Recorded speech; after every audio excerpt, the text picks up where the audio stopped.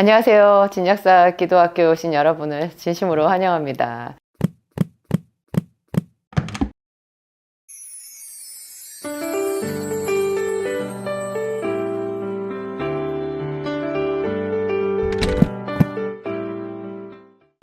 제가 오늘은 복에 대한 이야기를 좀 하려고 해요.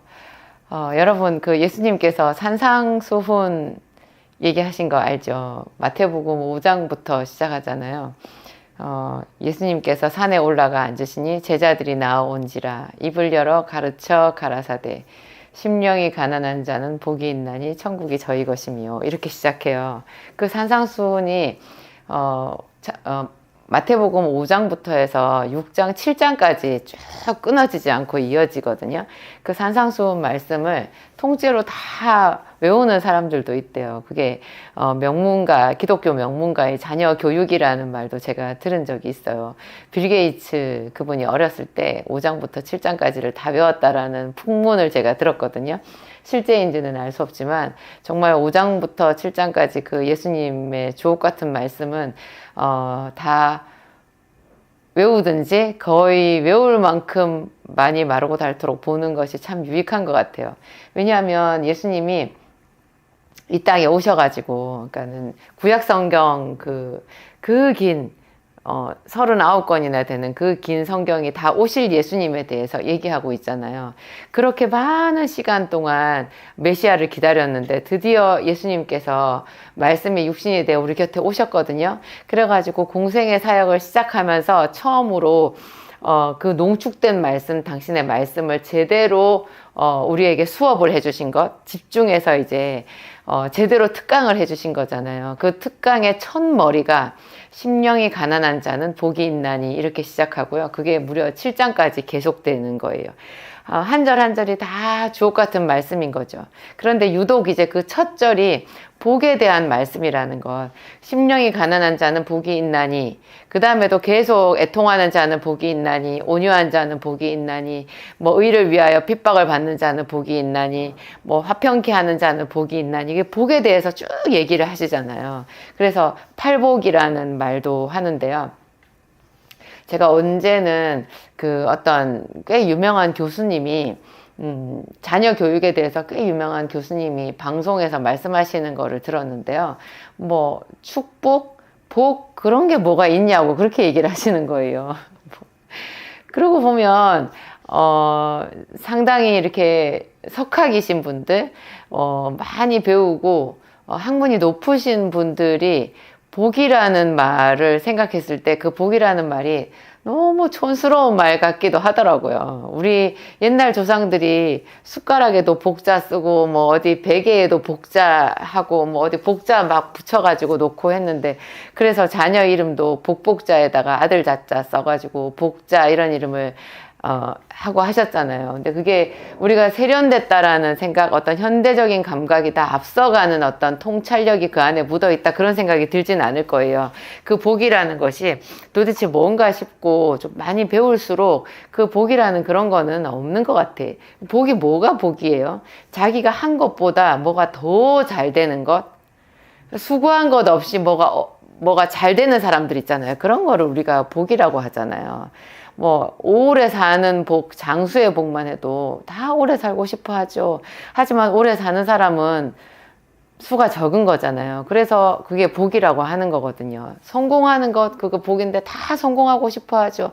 다 노력해요. 그런데 그 중에 소수의 사람들이 성공하니까 그거를 복이라고 하는 거거든요. 이런 복이 있다라는 거예요. 복이.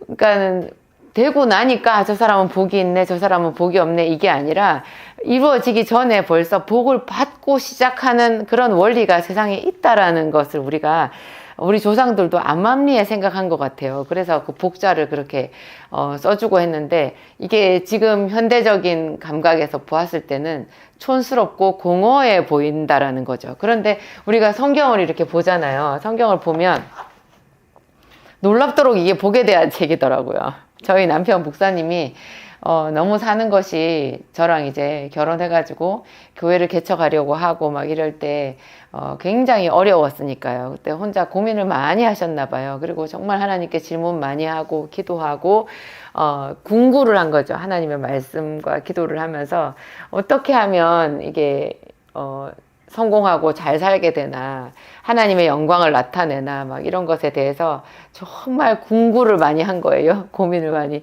그렇게 하면서, 깨닫게 된 것이, 이렇게 하나님께서 주시는 복이 있다라는 거를 깨달았다라는 거예요. 그래서 창세기 1장에 하나님께서 사람을 지으시고, 그들에게 복을 주시며 이르시되, 생육하고 번성하고 땅에 충만하고 땅을 다스리라, 뭐 그런 말씀 있잖아요. 그게 제가 찾아보니까 창세기 1장 28절이더라고요.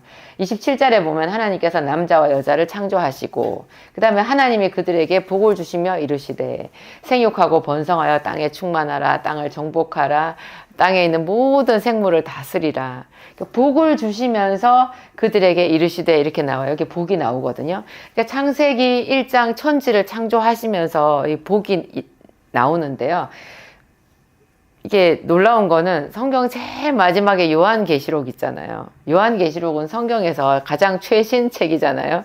또 완성판, 마무리, 이렇게 방점을 딱 찍는 책이잖아요. 근데 거기에도 요한계시록의 마지막 장이 22장이거든요. 22장에도 보면 22장 7절에요. 이 책의 예언의 말씀을 지키는 자가 복이 있으리라, 이런 말이 있어요. 21장에도 복에 대해서 되어 있고요. 하여튼 그 복이라는 말이 아주 옛날에만 있던 말이, 우리 조상들이 어리석어서 했던 말이 아니라는 것을 얼핏 알 수 있어요.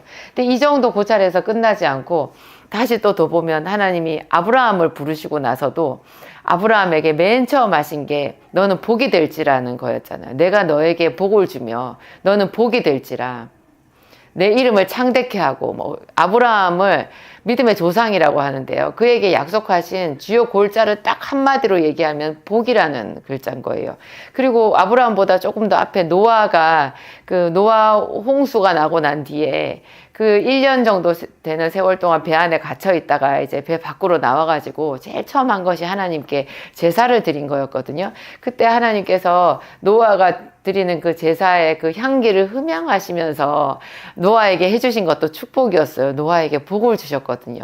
꼭 맨 처음에 창세기 1장에서 아담과 하와를 복 주신 것처럼 거의 똑같은 말로 노아를 복을 주신 거예요. 그리고 아브라함의 아들 이삭도 그렇고, 특히 야곱은요, 야복강가에서 유명한 그 구절 있잖아요. 나를 축복하지 아니하시면 내가 놓지 아니하겠나이다. 야곱이 그 모든 인류 중에서요, 최초로 정말 목숨 걸고 죽기까지 하나님이 주시는 축복을 사모한 그 최초의 첫 타자였다라는 생각이 들어요. 근데 야곱이 그렇게 축복을 사모한 것을 하나님은 믿음이라고 하셨거든요.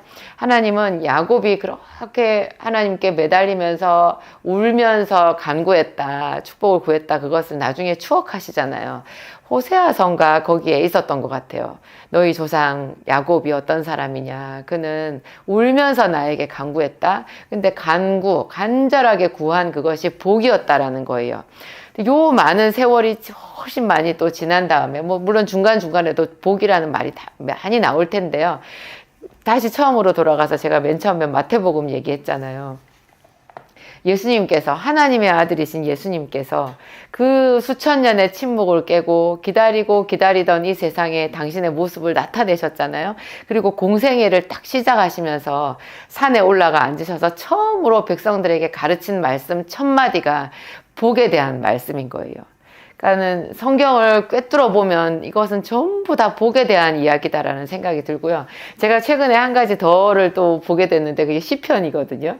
여러분, 시편이 150편까지 있잖아요. 150개의 노래예요. 150개의 시를 묶어 놓은 것이 시편인데, 그 시편의 1장, 그러니까 1편 1절이요. 복 있는 사람은 이렇게 시작해요. 어떠세요, 여러분? 복이 구닥다리 옛날 개념인가요? 복을 하나님께 구하는 것이 기복신앙인가요? 기복신앙이라고 하면서 굉장히 사람들이 그걸 멸시하고 천시하고 비웃거든요. 근데 하나님 모든 것을 다 아시는, 우리 인생의 문제점이 뭔지, 우리 인생에 대한 최고의 전문가이신 하나님이 우리를 보았을 때 우리 인생의 딱 진단을 하잖아요. 뭐가 문제인지. 의사가 자기 환자를 진단하는 것 같이 딱 진단을 하는데, 너는 복이 있어야 된다. 너는 복을 받아야 된다라는 거예요. 내가 너에게 복을 주리라. 너에게 제일 필요한 것이 복이다. 이렇게 얘기를 하시는 거예요. 복 있는 사람은 악인의 꾀를 따르지 아니하며 죄인의 길에 서지 아니하며 오만한 자의 자리에 앉지 아니하고 오직 여호와의 율법을 즐거워하여 그 율법을 주야로 묵상하는도다. 복 있는 사람은 하나님의 말씀을 묵상한다라는 거예요. 그러면 거꾸로 다시 얘기하면 하나님의 말씀을 즐거워해서 그 말씀을 묵상하고는 그 말씀 안에 있고자 하는 그 사람에게 내가 복을 주리라 하는 하나님의 맹세인 거죠. 그것은 시편 1편 1절의 그 말씀은 세상의 모든 생사화복, 살고 죽고 화를 당하고 복을 받는 그 모든 인생사의 일을 주관하시는 분은 하나님이시잖아요. 복도 주관하시고 화도 주관하신다는 거예요. 그 하나님이 내가 이런 사람에게는 복을 주리라 하고 맹세한 것처럼 선포한 것이 시편 1편 1절에 나오는 거예요. 여호와의 율법을 즐거워하여 그 율법을 주야로 묵상하는 그 사람, 하나님의 말씀을 묵상하고 그 말씀을 붙들되 악인의 꾀를 따르지 않고 죄인의 길에도 서지 않고 오만한 자의 자리에 앉지 아니하고, 그러니까 대다수의 사람들이 하나님이 보았을 때는 복을 받지 못하는데요. 그게 악인의 꾀를 따른다라는 거예요. 지 꾀를 쓴다는 거죠. 얕은 꾀를 써서 스스로 복을 물리친다는 거예요. 스스로 하나님께서 가까이 가지 못하도록 그냥 복과 상관없이 망하는 길로 간다라는 거죠. 악인의 꾀, 죄인의 길, 죄를 계속 짓는 거예요. 그리고 대다수의 사람들이 다 자기를 드러내고 싶어 하니까 그게 잘난 체 하는 거고 으스대고 싶은 거고, 그게 결국 오만한 거잖아요. 교만, 오만인데요. 이게 하나님께서 굉장히 역겨워 하시는 세 개의 항목인 것 같아요. 악인의 꾀를 부리는 거, 죄인의 길, 범죄하는 것. 사실 악인의 꾀나 죄인의 죄나 사실 비슷한 말인데요. 악인의 꾀는 더욱 죄인보다 좀 더 머리를 써서 사악한 것을 말하는 것 같아요. 이런 거를 하나도 따르지 않고 다 멀리하고, 사람의 성품상 꾀나 또 죄를 짓는 것이나 또 오만한 것, 이런 것은 너무너무 우리랑 친숙하게 자연스러운 것이거든요. 그럼에도 불구하고 하나님의 말씀 때문에 이런 것들을 버린다라는 거죠. 버리고 의지적으로 하나님의 말씀 속에 있기를 원하는 그 사람에게 내가 주목하여 복을 주리라. 그 말씀, 그런 하나님의 의지가 함축되어서 표현되어 있는 것이 시편 1편인 것 같아요. 시편 1편. 이런 사람은 복이 있다. 악인들은 망하리로다. 이렇게 하면서 끝나잖아요. 악인은 복을 못 받는다라는 거예요. 우리가 봤을 때는 악인이 형통한 것 같잖아요. 죄인들도 죄를 짓고 잘도 사네, 이런 생각이 드는 것 같은데 하나님은 높은 하늘에서 웃으신다는 거죠. 악인은 심판을 견디지 못하고 죄인은 망한다라는 거예요. 그러면서 정말 이 세상에서 복을 받는 사람들은 하나님을 경외하는 자들이라는 거죠. 그러면서 하나님께서 말씀하시는 것, 결국 하나님께서 말씀하시는 것, 죄인들은 그 길에서 돌이키고 악인들은 그 꾀를 버리고 오만한 자도 겸손한 자리에 낮아져서 하나님인 나에게 와서 회개하며 복을 구하라는 거예요. 복을 구하라. 심령이 애통한 자는 복이 있나니, 심령이 가난한 자는 복이 있나니, 애통하는 자는 복이 있나니, 이런 말도 예수님께서 그러한 사람들을 보시고 위로하시고 그들의 곁에서 그들의 삶을 돌봐주시는 그런 하늘의 복을 주시겠다라는 것 아니겠어요? 예수님은 그 산상수훈의 말씀을 통해서 구약 성경에 나와 있는 시편 1편의 복보다 좀 더 폭넓게 우리에게 말씀하시는 것 같아요. 우리가 생각했을 때는 마태복음에서 말하는 심령이 가난한 자, 무슨 뜻인지는 모르겠지만 가난한데 뭐 좋겠어? 심령이 가난하면 맨날 우는 사람 아닌가? 마음이 아픈 사람이겠네. 뭐 때문에 아픈지는 모르겠지만 마음이 아픈 사람이겠네. 그런데 하나님은 그가 복이 있다는 거예요. 그리고 애통하는 자, 이 사람도 눈물을 흘리는 거잖아요. 심령이 가난한 거랑은 약간 결이 다르지만 애통한 것도 그게 뭐 복이 있겠어요? 그런데 예수님은 그가 복이 있다라는 거예요. 근데 거기서 물론 심령이 가난한 거나 애통한 거나 이런 것은 전부 다 하나님 나라의 말씀을 가지고 그 하나님 나라를 사모하는 그 사모함으로 가진 심령이 가난함, 애통함, 뭐 이런 거겠죠. 좀 우리가 생각하는 세상에서 자기 죄로 인해서 뭐 슬픔을 많이 겪고 이런 사람들에게 복이 있다라고 말한 것 같지는 않아요. 그렇지만 하여튼 예수님께서 복이 있다라고 말씀하신 것이 우리가 세상적으로 보았을 때, 우리의 세상적인 관점에서 보았을 때 복이 있는 것이랑은 많이 반대편에 있잖아요. 그래서 하나님께 이 복을 구하고 이 복의 원리에 대해서 가르쳐 달라고 하고 내가 복이 없다라는 것을 하나님 앞에 인정하고 내가 복이 없는 사람이기 때문에 내가 아무리 수고하고 애써도 이것이 잘 되는 것은 하나님의 영역이라는 것을 매번 인정하는 이런 것이 하나님을 경외하는 일인 것 같아요. 제가 이제 최근에 뭐 어떤 청년들을 이렇게 축복해주고 기도해주고 그런 일이 있었는데요. 전혀 이제 안 믿는, 하나님을 잘 모르는 아이들이거든요. 청년들인데 그 아이들이 이제 제 입에서 나오는 그런 말 중에, 또 성경에 있는 말 중에 되게 이거 너무 신기해요 이렇게 말하는 게 있었는데 그게 축복이라는 단어였어요. 내가 사랑하고 축복한다 이렇게 했더니 그 축복이라는 말이 너무 신비롭대요. 그리고 굉장히 좋게 들린대요. 이게 뭐냐고 그렇게 물어보더라고요. 그리고 시편 23편에 보면 자기 이름을 위하여 의의 길로 인도하시는도다 이런 구절이 있잖아요. 여호와는 나의 목자시니 내가 부족함이 없으리로다. 그가 쉴만한 물가로 나를 인도하시며 자기 이름을 위하여 의의 길로 인도하시는도다 이런 게 있는데 저는 그냥 그 말씀을 외웠거든요. 제가 맨 처음에 거기를 보았을 때 의문점을 가졌던 생각이 저는 나질 않아요. 그런데 이 청년들이 자기 이름을 위하여 의의 길로 인도하는 게 뭐예요? 이게 무슨 뜻이에요? 하고 물어보더라고요. 그래서 물어봐서 더 좋았어요. 제가 그 부분에 대해서 더 많이 생각할 수 있었고 자기 이름을 위하여 의의 길로 인도하시는 듯. 이 의의 길이 축복의 길이거든요. 자기 이름을 위하여라는 말은 무슨 뜻이겠어요? 제가 그 질문을 받자마자 얘기해 줬는데요. 자기 이름을 위하여 이것은 소속을 말하는 거야 그랬어요. 세상에서 우리를 하나님의 이름으로 일컬음을 받는 자, 하나님의 것으로 점 찍어 두신 거죠. 선택하신 거죠. 그래서 너희는 내 이름으로 일컬음을 받는 내 백성이라 그런 말이 성경에 나오잖아요. 주의 이름. 우리는 그래서 예수 믿는 우리들을 뭐라 그래요? 예수 믿는 사람. 그리스도인이라고 하잖아요. 그리스도인. 주의 이름으로 우리에게 이름을 붙여주신 거예요. 우리 이름이 예수의 이름이에요. 예수 믿는 사람. 그리고 그리스도인.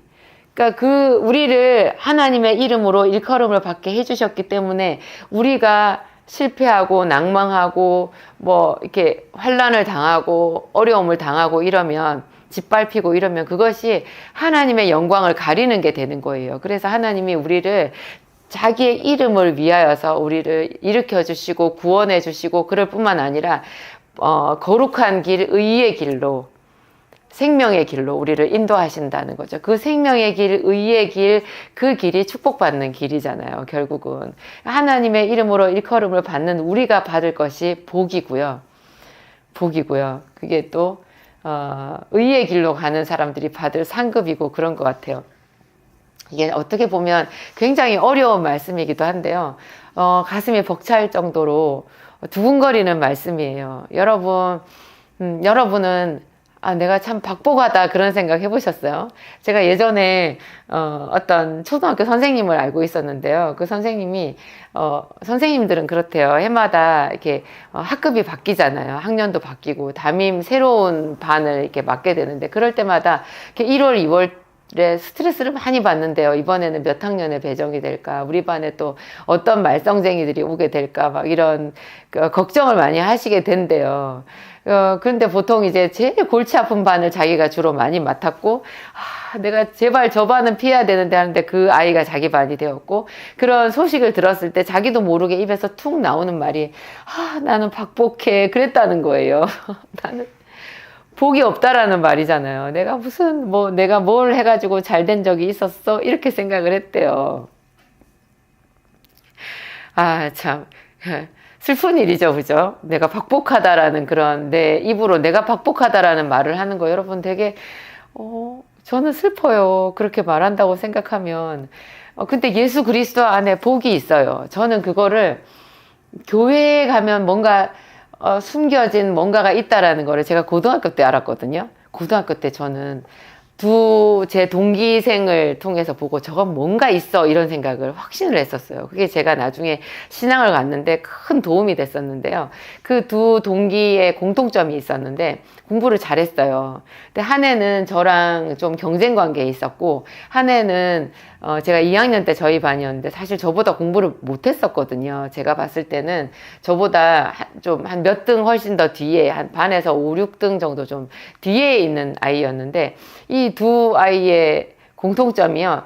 주일은 하루 종일 교회에서 예배를 드린다는 거였어요. 고등학생인데. 고등학생이면 요즘에 왜 장로님이나 뭐 안수 집사님 애들도 학원 보내는 추세가 많다고 하잖아요. 그런 추세라고 하잖아요. 그런데 제가 고등학교 때면 지금 몇 년 전이에요. 거의 뭐 이제 40년이 가까이 다 되려고 하는 그런 옛날인데 그때 그 친구들은 뭐 부모님도 신앙이 좋았던 것 같고 자기들 신앙이 확신이 있어서 시험 기간에도 주일은 하루 종일 교회에 있다는 거예요.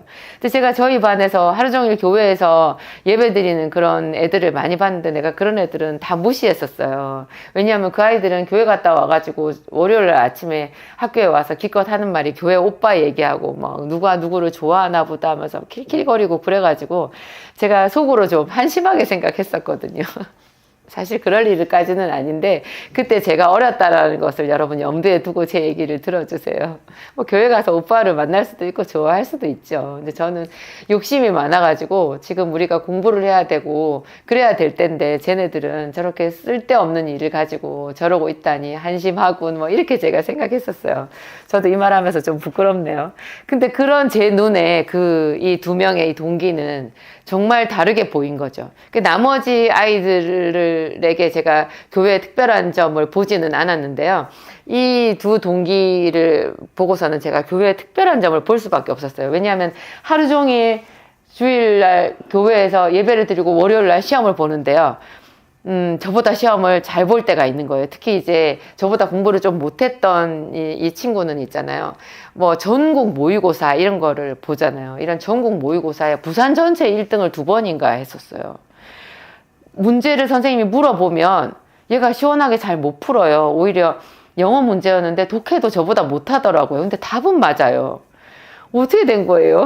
그래서 제가 또 다른 한 아이도 그렇고 교회를 열심히 다니면 그 하나님이시라는 분이 뒤를 봐주나 보다. 제가 그런 생각을 했었어요. 제 10대 제 눈높이에서 섬뜩하게 제가 그게 느껴졌었어요. 저거는 뒤를 봐준다라고 밖에 풀이할 수가 없다고. 왜냐하면 평소에 학교에서 저녁 자율학습까지 하니까 내 공부할 시간이 거의 없잖아요. 내 공부할 시간이 정말 조금밖에 없거든요. 그러면 일요일은 완전 황금어장인 거예요. 하루 종일 내 공부를 할 수 있는 거예요. 그래서 일요일날 나는 열심히 공부를 한다고 하는데, 물론 잘 되지는 않지만 한다고 하는데, 그 황금어장 같은 시간을 교회 가서 다 허비하고, 제 눈에 봤을 때 다 허비하고 다음날 시험을 저보다 잘 본다라는 것, 그거 그렇게밖에 해석이 안 되잖아요. 그걸 이제 제가 몇십 년이 지난 다음에 신앙생활을 하면서 확신을 가진 게 하나님께서 주시는 복인 거예요. 하나님이, 그래서 이사야서에도 그런 말이 있잖아요. 소년이라도 넘어지며 장정이라도 쓰러지며 자빠지되, 소년이라도 넘어지며 장정이라도, 뭐 그런 말 있잖아요. 장정, 소년. 뭐 힘있고 발 빠르고 생기가 있는 그런 사람들도 다 피곤하고 곤비하고 쓰러져도 여호와를 앙망하는 자는 새 힘을 얻는다잖아요. 그래서 새 힘을 얻어서 뭐가 잘 된다라는 거예요. 그게 복을 풀어놓은 해석적인 말이잖아요. 그래서 진짜 그 세상에서 잘 되고 싶고 또 그렇지만 찌끼같이 낮아져 있고 한 사람들이 정말 몰입해서 자기의 생을 걸어야 되는 것이 믿음인 것 같고 예배이고 신앙인 것 같아요. 그래서 주일은 정말 더 온전하게 하나님 앞에 다 드리고, 이거 특권이잖아요. 복을 받은 사람들의 특권이에요. 우리는 쉴 수 있어요. 하나님은 자기를 사랑하는 자들에게 잠을 주신다고 했잖아요. 여호와를 사랑하시는 자에게 잠을 주시는도다. 너희가 일찍이 일어나고 늦게 누우며 수고의 떡을 먹으며 헛되도다. 그런 헛발질 많이 해보지 않으셨어요? 그래서 예수를 믿는 우리에게 하나님께서 주신 건 잠을 주시고, 쉴 때 쉬고 주일날 예배 드리고 잠잘 거 자도 나머지 시간 내가 근면하게 일하고 최선을 다해서 내 일생을 하나님 앞에 드렸을 때 훨씬 더 많은 수확, 블레셋 사람보다 이삭에게 하나님이 100배의 소출을 주셨잖아요. 그런 놀라운 기적이 이삭의 때만 있는 게 아니라 지금 우리에게도 있다라는 거. 하나님께서 자기를 사랑하는 자들에게 이런 복을 주신다라는 거를 믿는 것이 믿음인 거죠. 기도하고 마치겠습니다. 하나님 감사합니다. 크신 하나님이, 정말로 크신 하나님이 우리를 보셨을 때 우리에게 주시고 싶은 것, 가장 안타까운 것이 복이었다라는 것을 오늘 배웠습니다. 하나님, 우리 아버지, 예수님도 그렇게 말씀하셨고 우리 성부 하나님께서도 천지를 창조하시고 사람에게 제일 먼저 복을 주셨습니다. 그리고 성경의 마지막 계시록에도 어떠한 자가 복이 있다고 그런 말씀을 우리에게 남겨주셨습니다. 이 책의 말씀을, 예언의 말씀을 지키는 자가 복이 있다. 곧 하나님의 말씀을 듣고 행하는 자, 그 말씀을 사랑하고 하나님께 예배하는 자가 복이 있다. 그러한 자를 내가 잘되게 해주리라, 지키리라 하는 하나님의 맹세의 말씀인 줄을 오늘 우리가 배웠습니다. 하나님 감사합니다. 연약한 우리들을 불쌍히 여기시고 사랑해 주셔서 감사합니다.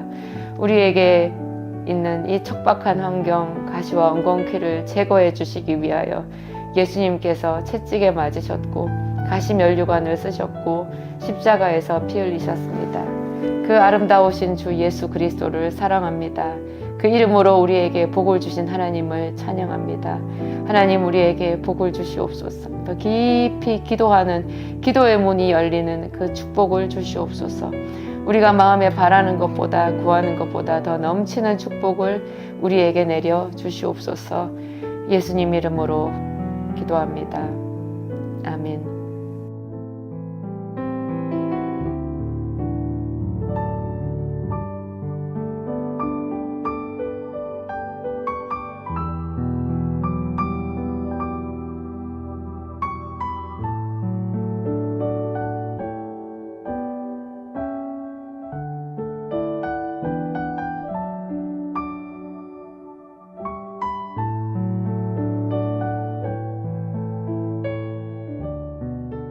안녕하세요. 기도학교에 오신 여러분을 진심으로 환영합니다.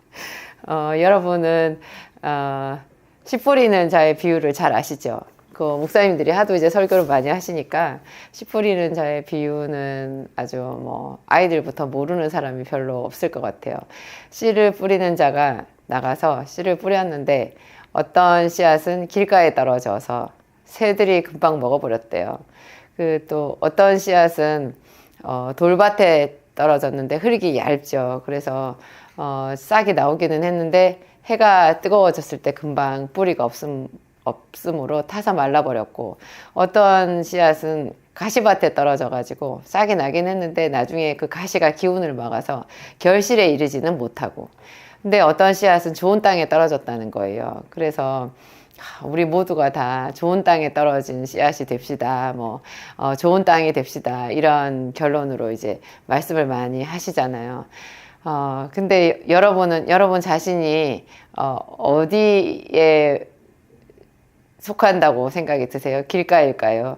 가시밭일까요? 흙이 얇은 돌밭일까요? 좋은 땅일까요?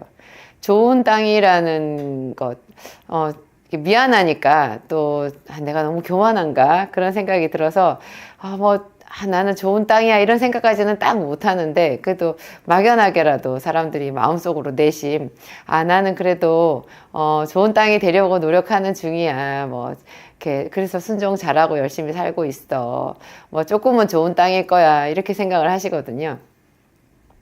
그 부분을 제가 굉장히 오랫동안 묵상을 많이 했었고 심각하게 진지하게 고민을 좀 많이 했었는데요. 제 나름대로 그 하나님 안에서 얻은 감동은 처음부터 좋은 땅은 없다라는 거예요. 좋은 땅은 없고 좋은 땅은 우리가 만들어가는 건 거예요. 계속해서. 그러니까 우리 자신이 사실은 돌짝밭이고 가시밭이고 길가라는 거죠. 우리가 그런 마음을 혼재해서 가지고 있어요. 어떤 부분에 있어서는 그러니까 하나님께서 말씀하시는 여러 가지 중에서 어떤 부분에 있어서는 내가 하나님 말씀을 듣고 교회를 나오지만 어떤 부분에 있어서는 내 고집이 딱 가로막아서 거기는 절대로 결실하지 못하게 막아버리는 거죠. 어떤 부분에는 하나님의 말씀이 흙이 얇은 돌밭에 떨어진 것 같이 그냥 잠깐 뭐 그런가 보다 어떤 날 예배 때 은혜 받는 경우 있잖아요. 은혜 받았는데 여러분 생각해 보세요. 조금 지나서 보면 은혜는 받았는데 그 말씀을 내가 적용해서 내 삶에 어떤 변화를 일으킬 만큼은 하고 있지 않다라는 거를 쉽게 깨달을 수가 있어요. 그냥 들을 때는 좋았는데요. 듣고 나서 실천에 옮기지는 않는 거죠. 그리고 자기는 생각하는 거예요. 은혜 받았다라고 이렇게 생각을 하죠.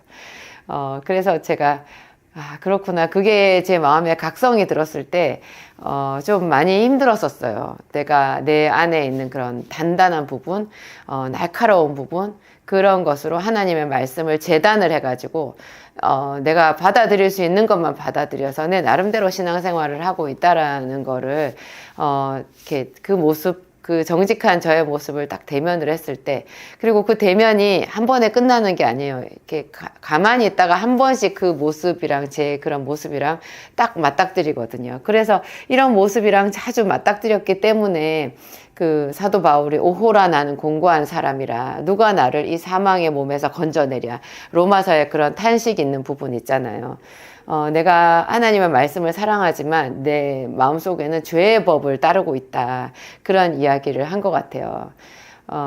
이제 좋은 땅이라는 것은 예수님께서 말씀하시기를 인내로 결실하는 자라고 하셨거든요. 인내가 있어요. 그러니까 처음부터 좋은 땅이라는 것은 없다는 말과 같다는 생각이 들더라고요.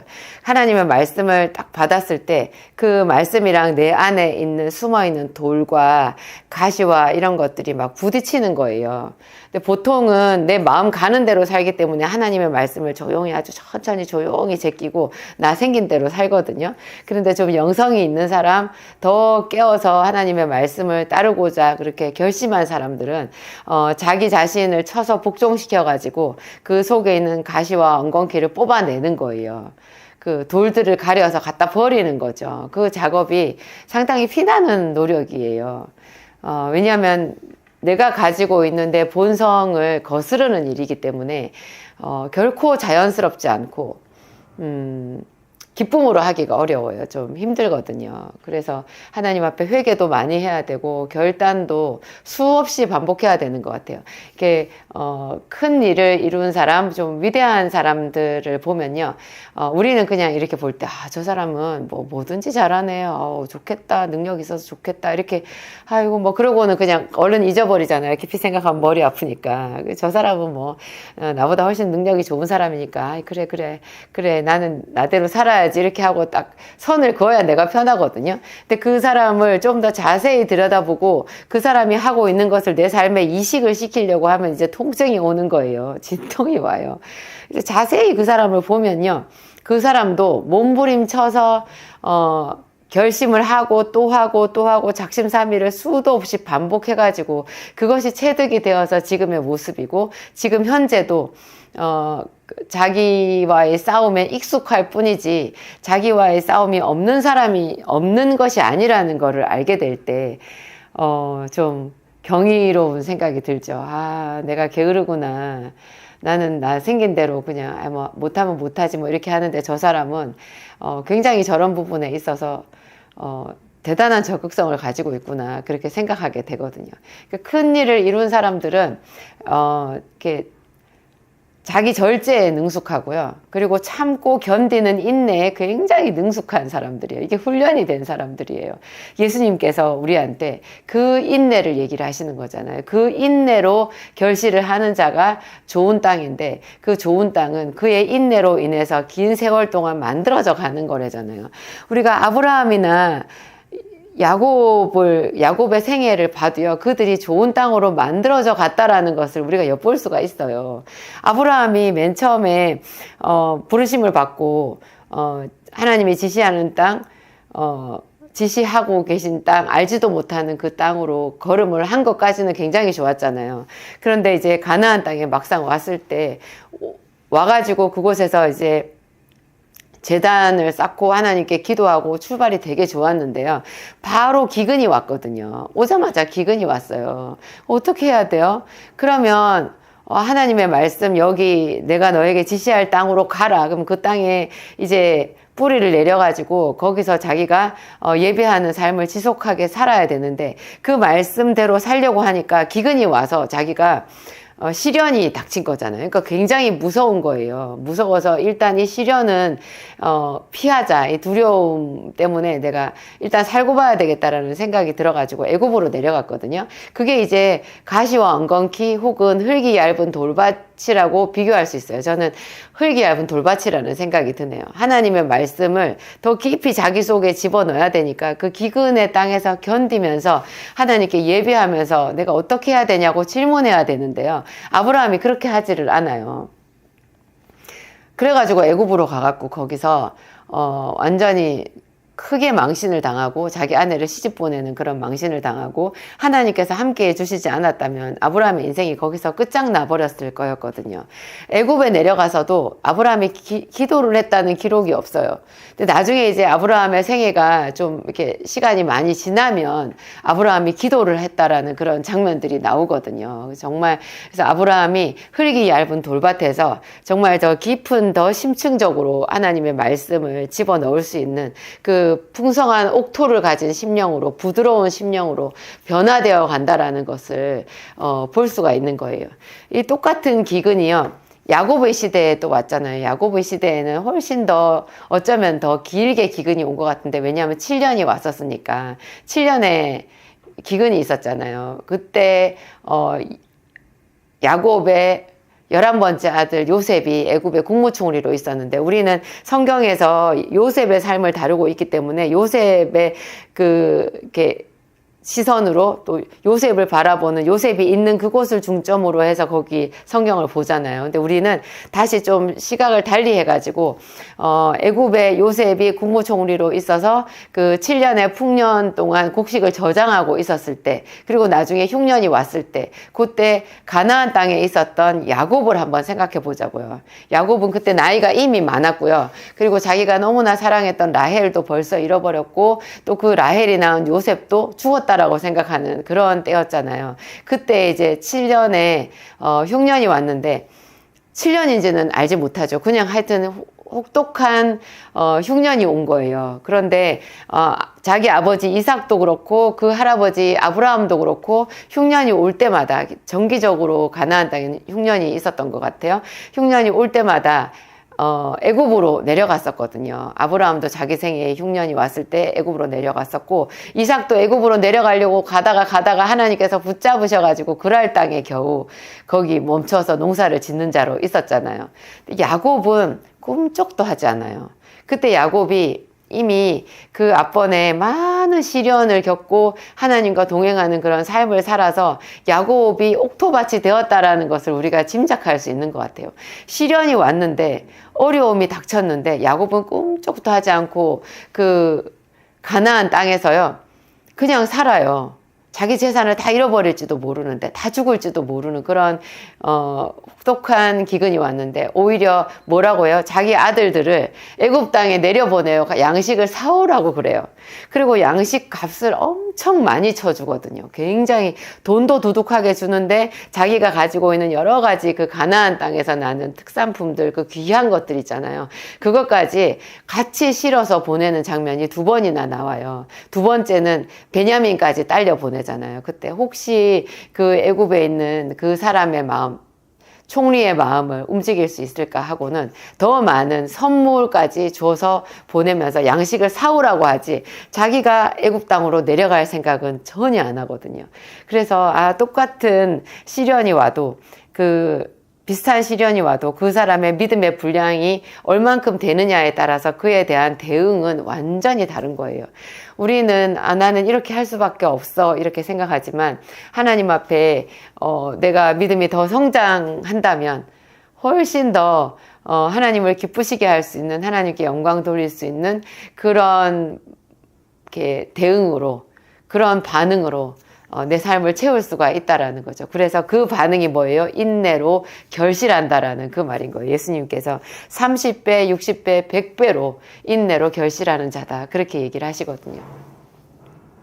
제가 이게 교회에서 저희 목사님과 함께 목회를 할 때, 목회자들의 가장 큰 어려움이 지키고 있는 거예요. 그거를. 자리를 지키는 거예요. 목사님들이 자리를 지키는 게 참 어려워요. 그래서 많은 목사님들이 자기 나름대로 자리를 못 지키고 이렇게 취하는 그런 방편들이 또 있으시더라고요. 근데 웬만하면 그 자리를 지켜야 되거든요. 자리를 지킨다라는 게 뭐예요? 계속 쉬지 않고 기도를 하는 거고, 늘 같은 그 수요 예배, 금요 예배, 또 주일 예배, 주일 오후 예배, 새벽 예배, 이렇게 일정하게 돌아가는. 그래서 어쩔 때는 막 숨이 막힐 것 같거든요. 보이는 것 없고 잡히는 것 없는데 그 예배의 자리를 지켜야 된다라는 것이.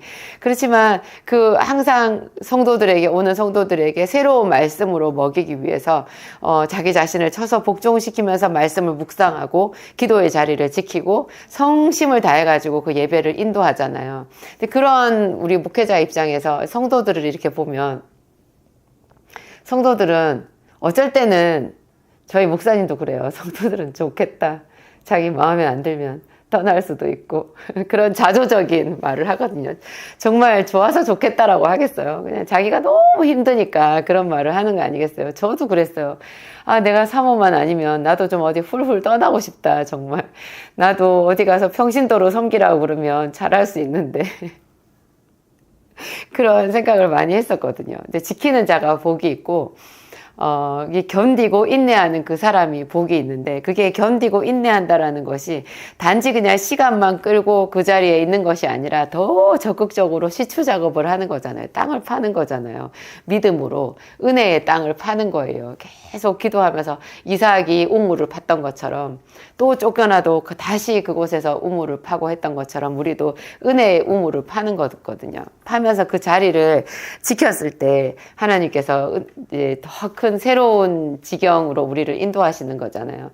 좀 안타까운 게, 제가 아까 말씀드린 우리가 자조적으로 좋겠다 말한 거지, 사실은 이곳저곳 떠돌아다니는 성도들 보면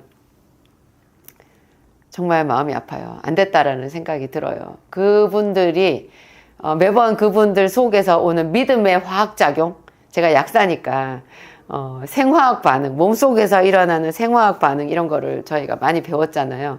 그 믿음의 화학작용이라는 말이 좀 비유적으로 적합한 것 같아요. 이 하나님의 말씀이 그의 속에 들어가서 화학작용을 일으키는데, 그게 때로는 구부러져서 화학작용이 일어날 때가 있어요. 좋게 화학작용이 일어나는 게 아니라, 이 구부러져서 화학작용이 일어나면 당뇨병도 생기고 고지혈증도 생기고 여러 가지 이제 몸에 안 좋은 질병들, 염증이 생기는 거잖아요. 근데 이분들이 하나님의 말씀을 먹고 그 말씀을 잘 지키고 인내로 하셔야 되는데, 자기 나름대로 그 말씀을 해석하셔가지고 그냥 훅 떠나버리는 거죠. 있던 자리를. 그러면 제가 저분이 저렇게 인생을 매번 저런 식으로 좀 힘들고 어렵고 자기 마음에 뭔가 거북하고 이럴 때마다 그냥 훅훅 떠나는 것으로 해서 항상 결실을 못 하셨구나, 그런 생각이 드는 거예요. 굉장히 안타까워요. 그냥 그럴 때마다 제가 이 씨 뿌리는 자의 비유를 말씀하신 예수님의 심정을 생각하게 돼요. 예수님께서 모든 인생에 대한 전문가시잖아요. 그러니까 사람이 얼마나 인내심이 없는지, 얼마나 그냥 툴 털어버리고 등 돌리기를 잘하는지, 뭐 부부가 남녀가 결혼을 한 것도 그게 사실은 평생 시추 작업인 거거든요. 내가 좋은 사람을 만났지만 만나서 좀 살다 보면 잘못 만났다는 생각이 들어요. 이게 누가 결혼하라고 했어요? 자기가 좋아서 결혼한 거 아니에요? 그렇지만 저도 결혼을 했을 때 정말 얼마 안 가서 나 이 결혼을 잘못했나 보다 그런 생각이 들었었거든요. 힘드니까. 그렇지만 그것을 뒤로 돌이키고 뭐 아니면 뭐 팔짱 끼고 앉아서 어디 먼 산 보고 이러면 안 되잖아요. 그곳에서 더 진짜 주의 이름을 부르고 기도해야 되는 것 같아요. 분명히 이것은 마귀가 준 시험이고 하나님께서 허락하신 아름다운 일은 아니라는 생각을 하면서 그 있는 자리에서 끝장을 봐야 되거든요. 뚫어야 돼요. 땅을 파고 뚫어야 되는데 한 번은 저희 남편 목사님이 우리 둘 다가 하도 힘들었을 때 하나님께서 위로해 주시려고 환상을 보여주신 것 같아요. 그때 한 말이 갑자기 딱 눈앞에 순간적으로 동영상이 보였는데요. 예, 콘크리트 아시죠, 여러분? 콘크리트 얼마나 차갑고 단단해요. 그 콘크리트를 뚫고요, 난 두 개가 나오더라는 거예요. 난 두 그루가, 나는 식물이잖아요. 이게 어떻게 콘크리트를 뚫어요? 근데 난 두 개가 콘크리트를 뚫고 나와가지고 쫙 싹이 나오고 이렇게 꽃대가 이렇게 올라오더니 꽃이 쫙 피더라는 거예요. 무슨 자연 다큐멘터리 보면은 그 꽃이 자라고 피는 그거를 카메라 고정시켜가지고 여러 날 동안 찍은 다음에 빨리 돌리기를 하면 여러분 경이로운 장면이 동영상이 나오잖아요. 그런 거 비슷한 거를 하나님이 우리 목사님한테 보여주신 것 같아요. 그러니까 하나님께서도 우리 목사님과 제가 처한 환경이 콘크리트 바닥처럼 험난하고 힘든 환경, 척박한 환경이라는 거를 인정해 주신 거죠. 그렇지만 하나님은 우리에게 명령하시는 거예요. 네가 믿음으로 그것을 뚫어라. 너는 할 수 있다. 그래서 저희 둘이 열심히 기도를 했을 때 하나님께서 그거를 뚫어가지고 꽃이 피는 그 환상을 보여주시면서 잘하고 있다라고 격려해 주신 거라는 생각이 들었어요. 그리고 나서도 금방 저희가 뭐 잘 된 거 아니고요. 긴 시간 동안 추가적인 그런 인내와 몸부림이 필요했고 지금도 사실은 계속되고 있거든요. 근데 하나님께서 이따금씩 한 번씩 저희 부부에게 크게 용기를 주시는 그런 하나님이 함께 하시는구나. 하나님이 우리와 함께 하시는구나. 그런 거를 감격적으로 알 수 있게끔 하나씩 응답을 해 주시잖아요. 당신의 임재를 부인할 수 없게 인정할 수밖에 없게끔 찬양할 수밖에 없게끔 하나씩 이렇게 터뜨려 주시거든요. 그래서 그 힘으로 또 버티고 이렇게 나아가는 건 것 같아요. 여러분들도 이런 그 세상의 이치를 내 마음속 깊이 받아들여서 포기하지 않고 후회하지 않고 하나님의 이름을 부르는 사람들이 되었으면 좋겠습니다. 그래서 이 기도라는 것이 얼마나 좋은 건지 몰라요. 여러분 기도하지 않으면 견딜 수 있으세요? 저는 예배 없이 기도 없이 사는 사람들 보면 정말 신기한 거예요. 대단해요. 어떻게 저 사람은 예배 없이 기도 없이 저렇게 꿋꿋하게 살 수 있나? 나는 못 살 것 같은데. 그 예배와 기도를 통해서 우리가 하나님께 비밀이 받는 이렇게 은혜를 뭐라고 설명할 수 있겠어요? 우리가 받은 그 은혜는 알 사람이 없는 거죠. 우리 서로 받은 그 은혜는 알 사람이 없도다. 그 찬양 있죠. 이런 그 비밀한 은혜를 얻기 위해서 아침에도 일찍 교회 나가서 기도하고 저녁에도 내 삶을 하루의 해를 마무리하면서 교회 가가지고 목청껏 기도할 수 있다는 것. 때로는 소리 내지 않고 두 손만 높이 들고 주의 이름을 부를 때도요. 하나님께서 이 손에 기름 부으심으로 응답해 주시더라고요. 정말 이 손에 그 전류가 흐르는 것 같이 그 기름 부으심이 쫙 내려오는 거 막 느껴져요. 그 심령에 진동이 일어나잖아요. 그런 감동을 아침에도 느끼고 저녁에도 느끼고 그 하나님께 의지하고 신뢰하면서 이렇게 옥토밭으로 나아가고 있습니다. 여러분들도 그렇지요? 기도하고 마치겠습니다. 우리를 옥토로 만들어 가시는 하나님의 섬세한 손길을 감사합니다. 아버지 감사합니다. 저는 죄인입니다. 아버지 연약합니다. 아버지 당신의 힘이 없이는 아무것도 할 수 없습니다. 그러므로 더욱 있는 힘을 다하여서 주님께 나아와 은혜를 구합니다. 하나님이 기도학교에 나아온 당신의 자녀들을 다 생각하여 주시옵소서. 우리 안에 하나님의 말씀을 가로막는 돌짝밭이 있습니다.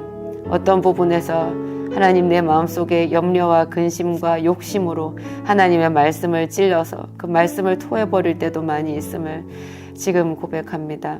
하나님 우리를 치료하여 주시옵소서. 깨닫게 하여 주시옵소서. 하나님의 말씀을 더 깊이 결실하여서 하나님의 영광을 나타내는 주의 백성이 되게 하여 주옵소서. 우리 속에 기도의 열정을 부어 주시옵소서. 하나님 기도할 때마다 주님께서 우리 곁에 오시고 우리를 새롭게 하여 주셔서 하나님의 영광을 배웁게 하여 주옵소서. 아브라함에게 보이신 것 같이 야곱을 성장시켜서 그를 이스라엘로 만드신 것 같이 인생 최고의 전문가이신 하나님 우리의 삶도 맡아 주시옵소서. 내 생명도 주의 것이오니 내가 가진 모든 것 다 주 예수 그리스도의 것이오니 주님 오셔서 저를 다스리시고 우리를 다스리시고 하나님 나라가 되게 하여 주시옵소서. 예수님 이름으로 기도합니다. 아멘.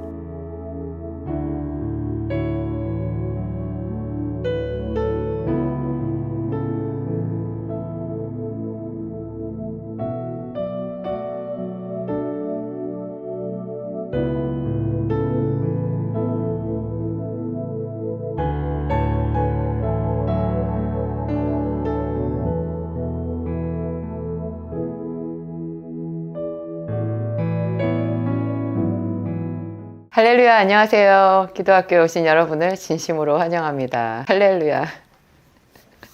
제가 할렐루야라는 말을 잘 안 쓰는데 오늘은 절로 할렐루야가 나오네요. 제 마음이 아침에 제가 시편 100편을 계속 암송하면서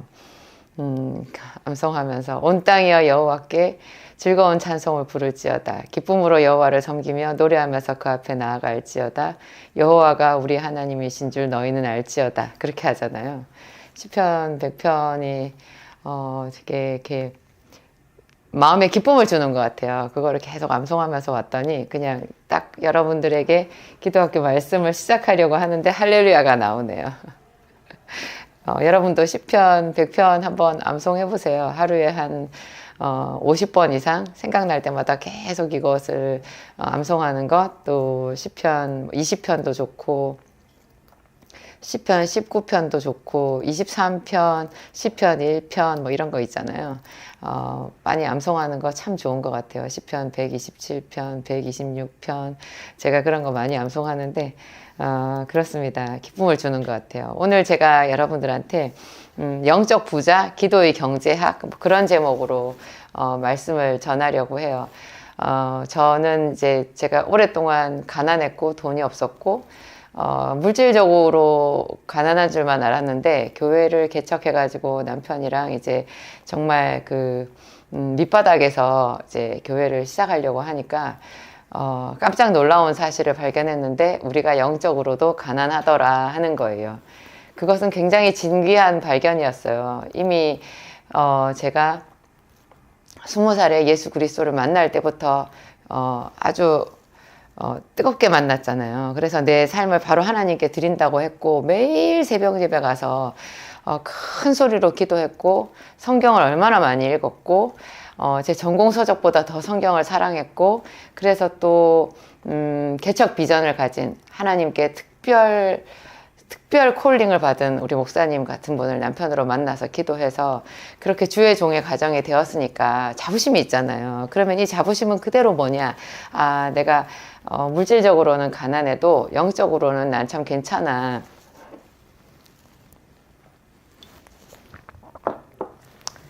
그런 자부심이죠. 그런 자부심 가진 분들이 신앙생활 좀 하신 분들 중에서는 거의 대부분인 것 같아요. 나는 주일 예배는 절대 안 빠져 이러는 분들도 그 나름의 그 선에서 자부심이거든요. 자기는 그러면 주일 예배는 절대로 안 빠진다 하면 어느 정도로 믿음의 기반이 닦인 그런 사람이라는 이야기인데요.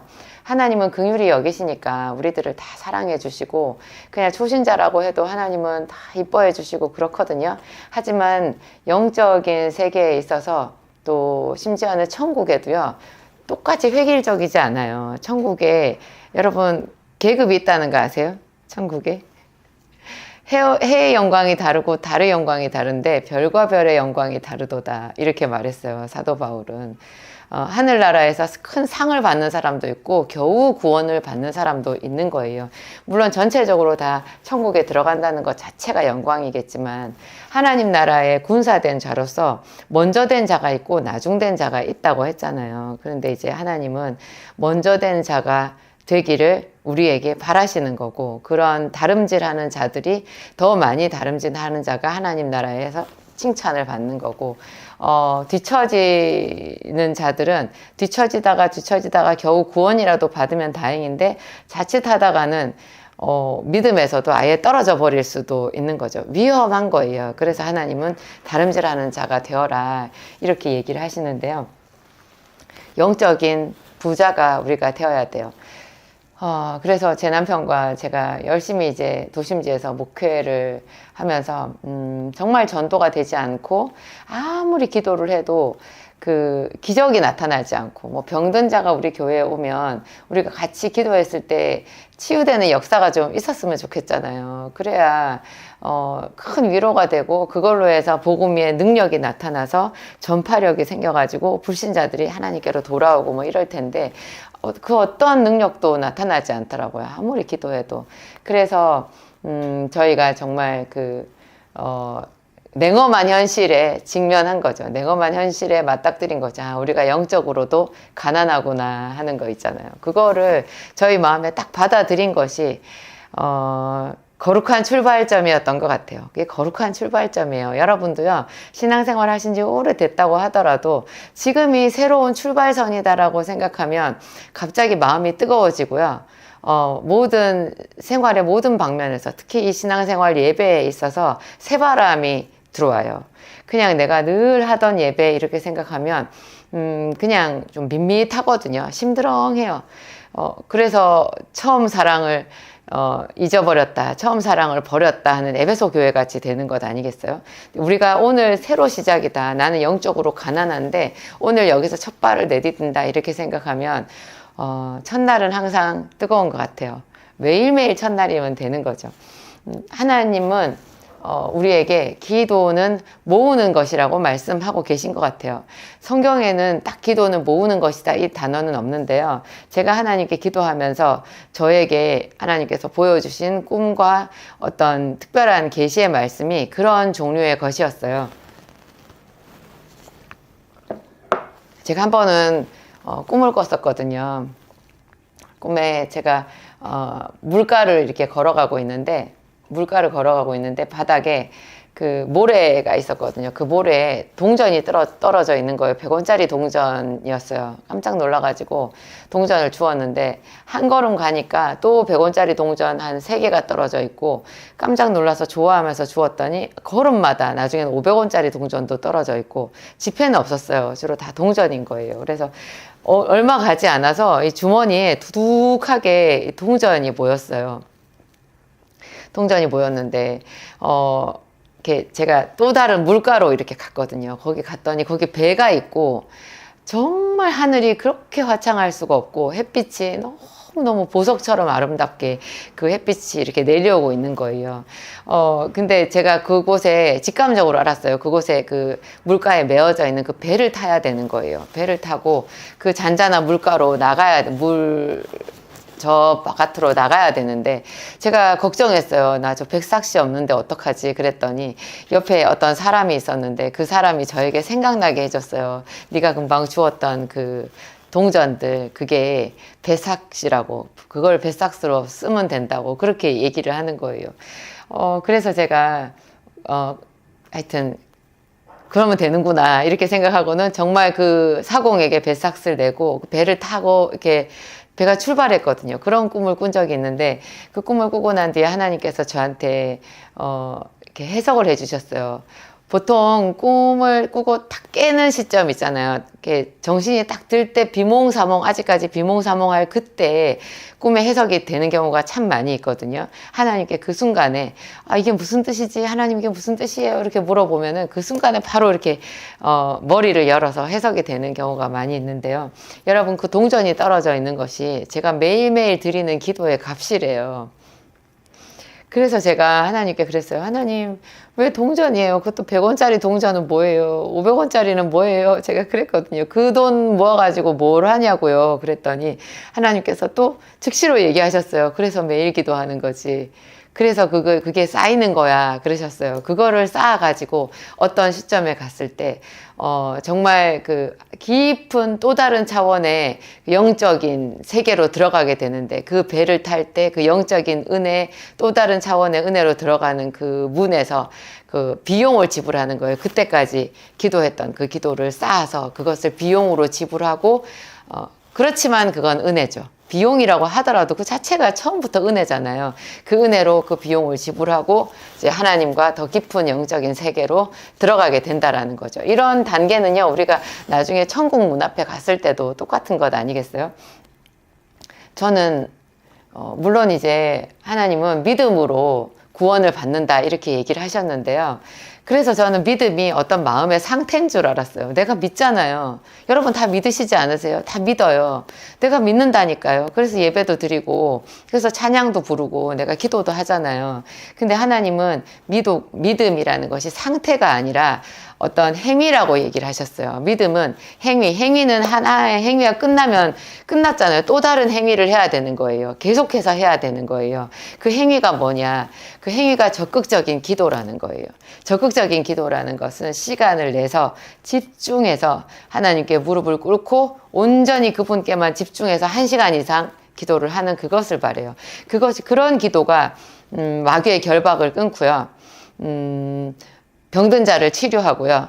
그런 기도가 우리 생활 속에 하나님의 기적을 나타내는 어떤 돌파를 이루어내는 에너지가 된다라는 거죠. 그래서 가난한 자가 부하게 되고 비천한 자가 높은 자리에 올라가고, 성경에는 웬통 그런 얘기가 나와 있잖아요. 그 동력이 되는 것이 믿음인데 그 믿음의 가장 기본 베이스면서 핵심적인 그 뼈대가요. 이렇게 시간을 정해놓고 보이지 않는 하나님 앞에 집중해서 드리는 기도라는 거예요.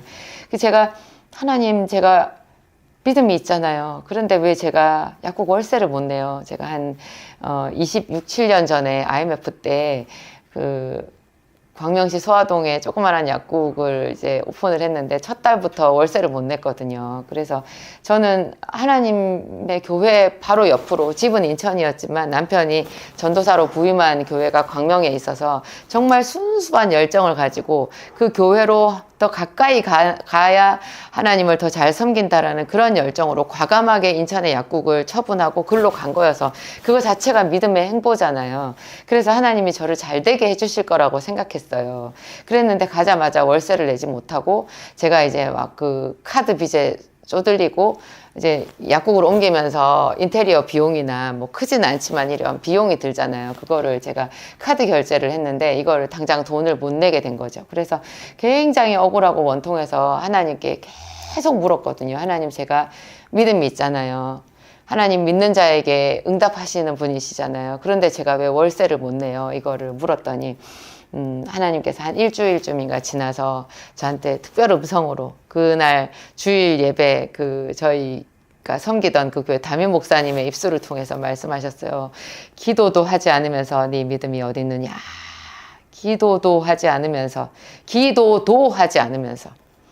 기도를 하지 않으면서라고 하지 않았어요.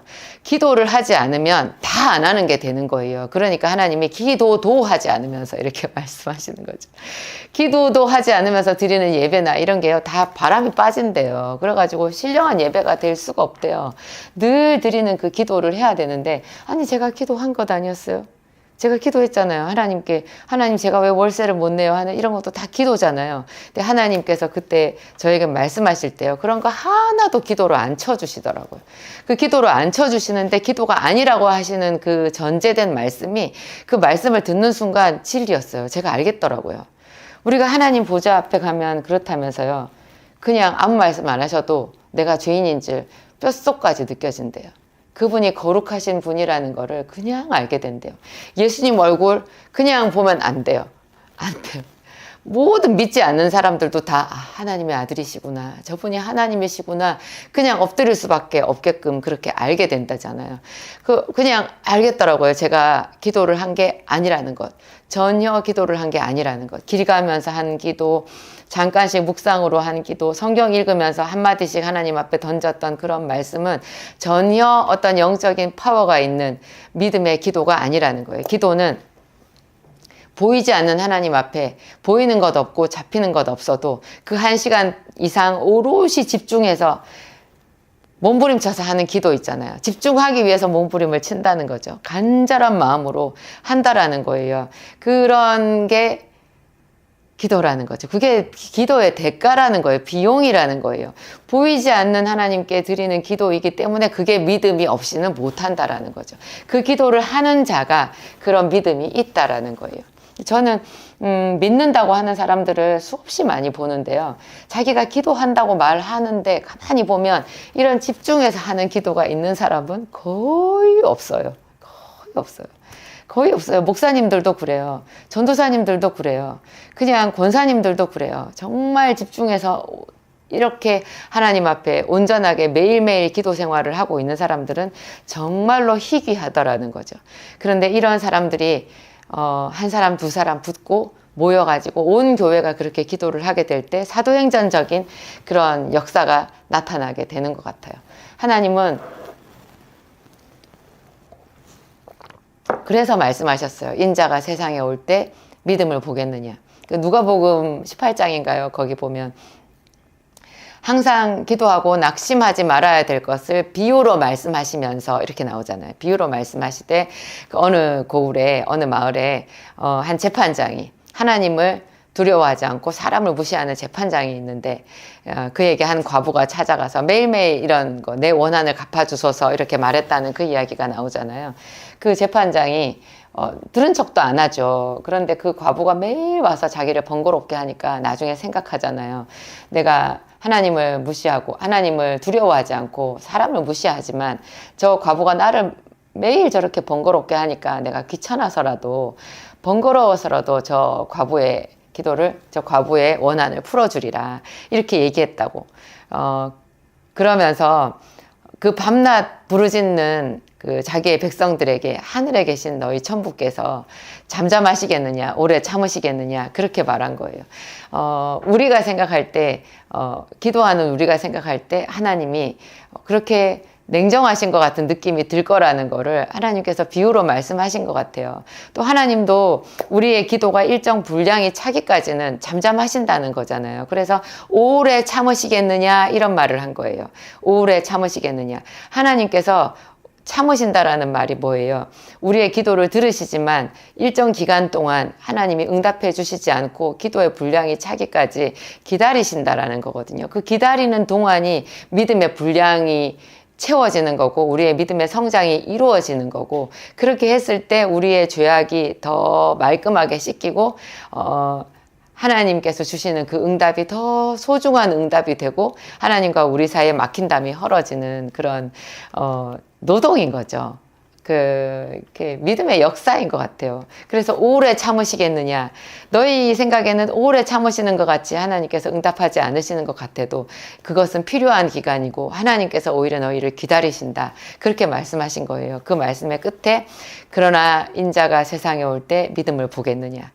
정말 그렇게 보이는 것 없고 잡히는 것 없는데 매일매일 하나님께 나와서 그 자비하심을 구하고 그 거룩하심을 앙망하고 하는 그런 깊은 기도를 하는 사람이 하나님이 보았을 때 정말 희귀하다는 거잖아요. 그렇지만 그런 한 사람이 나에게는 정말로 소중하다, 그 말씀을 하고 계신 거예요. 안타까워하면서 하시는 말씀이 인자가 세상에 올 때 믿음을 보겠느냐.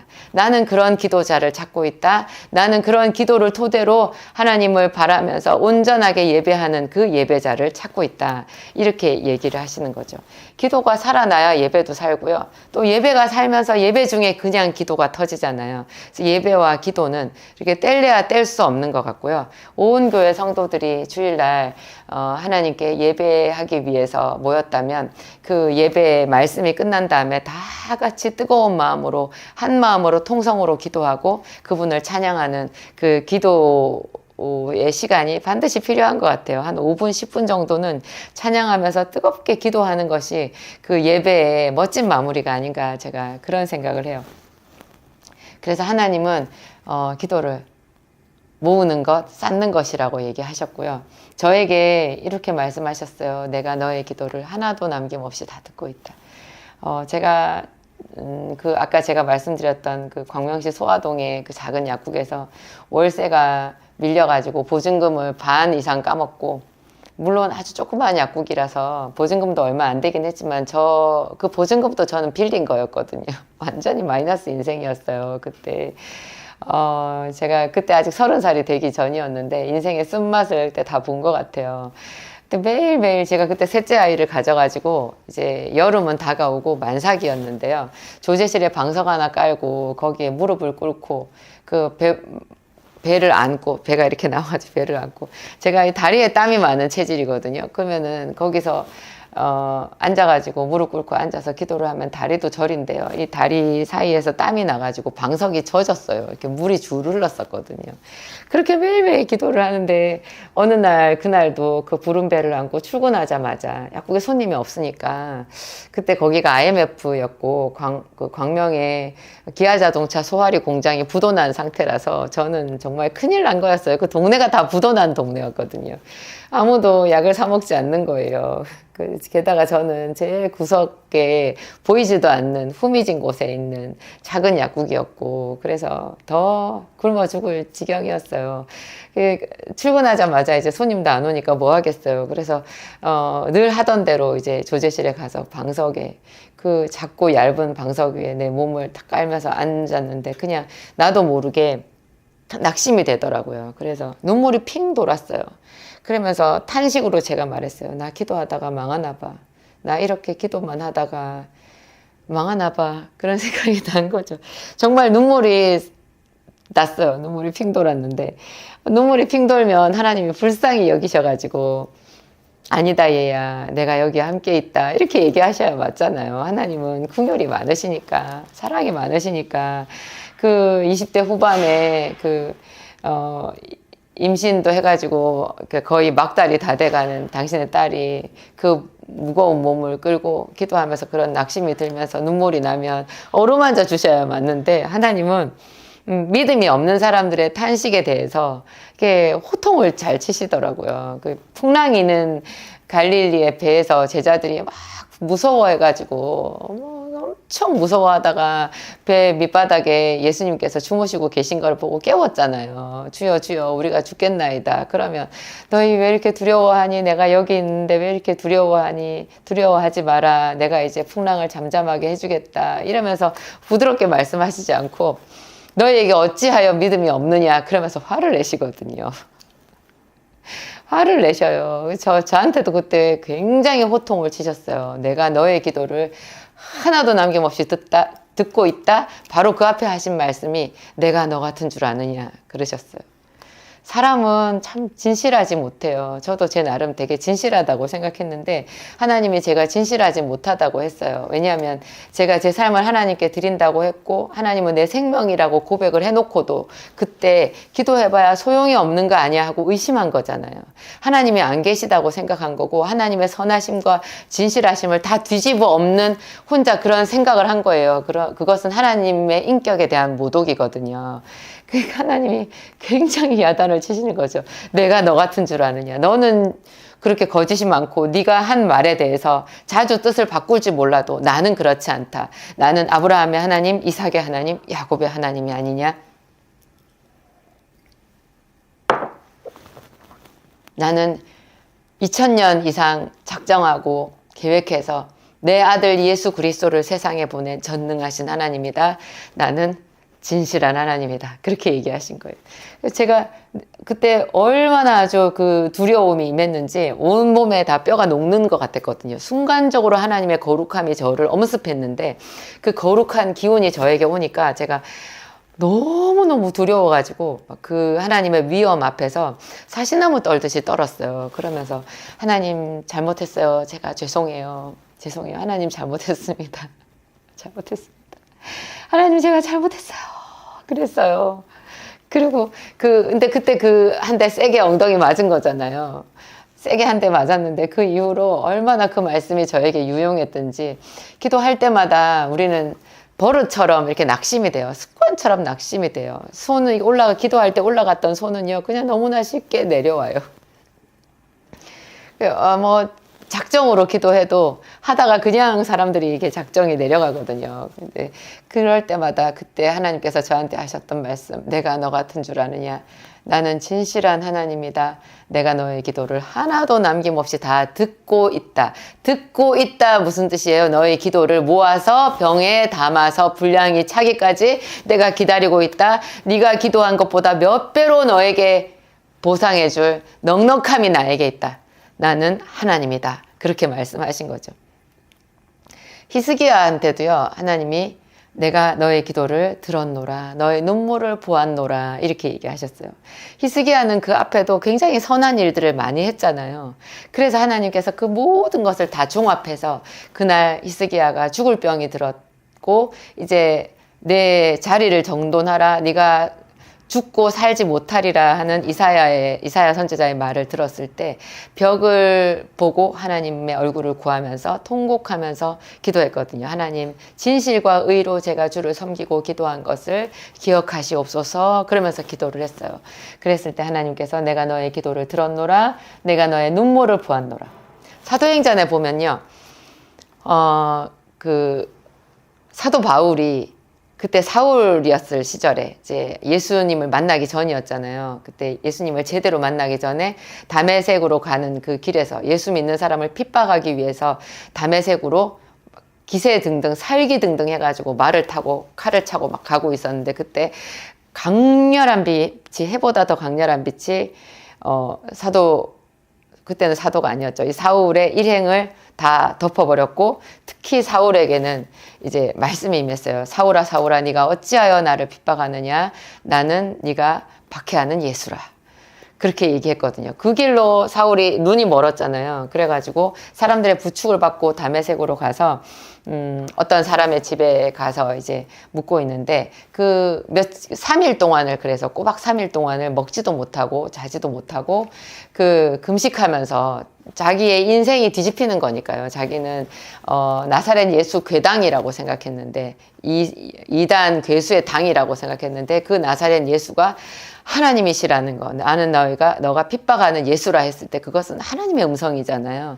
그렇게 했을 때 얼마나 사울이 놀랐겠어요. 그러니까 식음을 전폐하고 기도하고 있었거든요. 근데 그때 그 시간 거의 3일이 다 찼을 무렵에 하나님께서 아나니아라고 하는 그 다메섹의 또 다른 하나님의 사람을 찾아갔어요. 그래서 그 사울이라고 하는 청년 어디로 가면 그 사울이라고 하는 사람이 있는데 그에게 가서 기도해줘라.